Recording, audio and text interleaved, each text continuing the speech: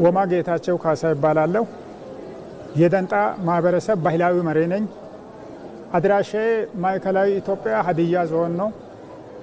ወደዚህ ሊመጣ የቻልኩት በሀገራዊ ምክክር ኮሚሽን ጉዳይ የደንጣን ማህበረሰብ ወክዬ ነው።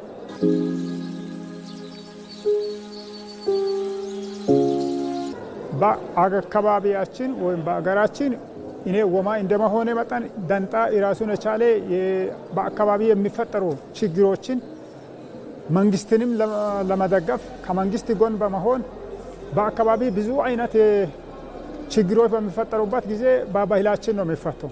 አካባቢያችን የሚፈጠረውን ደንጣ ከደንጣ ጋር ከሌላም ማህበረሰብ ጋር በሚጣላበት ጊዜ ግጭቶችን የምንፈታበት ሁኔታዎች የምናረጋጋበት ዘዴዎችና ሁኔታዎች አሉ።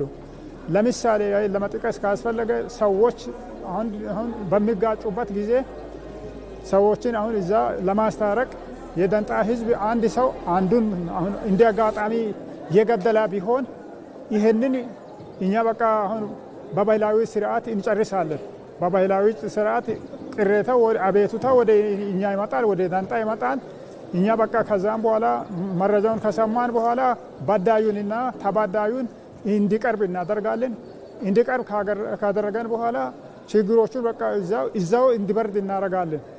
ከዛም በኋላ ወደ ሌላ እንትን አይሄድም፣ ወደ መንግስትም አይሄድም፣ ወደ ጥልም አይሄድም፣ ወደ ክርክርም አይሄድም። እዛው እንጨርሳለን ማለት ነው። ከዛም በኋላ እርቅ ወርደዋል፣ ሰላም ወርደዋል፣ ሰላም ሰፍነዋል ብሎ በቃ ይሳሳማሉ። ችግሮቹን እንደዛ እንጨርሳለን።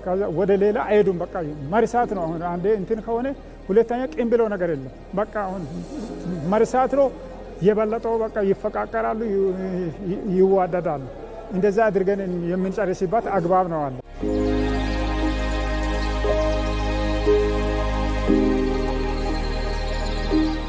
እንደ ደንጣ ባህል የአገራዊ ምክክር ኮሚሽንም እንደኛ አካባቢ ባህል ይፈታል፣ ችግሩ ያልቃል፣ ኢትዮጵያ ሰላም ትሆናለች፣ ኢትዮጵያ ደግሞ ጤናማ ትሆናለች፣ አንድነት ይመጣል፣ መቃቃር ይጠፋል፣ ፉክክር ይጠፋል፣ ቅናት ይጠፋል፣ ቁርሾ ይጠፋል የሚለውን ሀሳብ ይዣለሁ።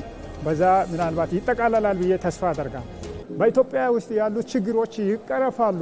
ችግሮች በቃ በዚህ በምክክር ይቋጫሉ። እንደውም ሙሉ በሙሉ እንትን ባይልም በተራ በተራ አሁን ያለቀ ይሄዳል። ኢትዮጵያ ወደ ስምምነቷ፣ ወደ አንድነቷ፣ ወደ ልማቷ አሁን ከስብራቶቹን ተሳታፊዎች ይጠግናሉ የሚል ሀሳብ ነው አለኝ። እኔ በሚያይበት ጊዜ ጥሩ እንትን ነው አለው።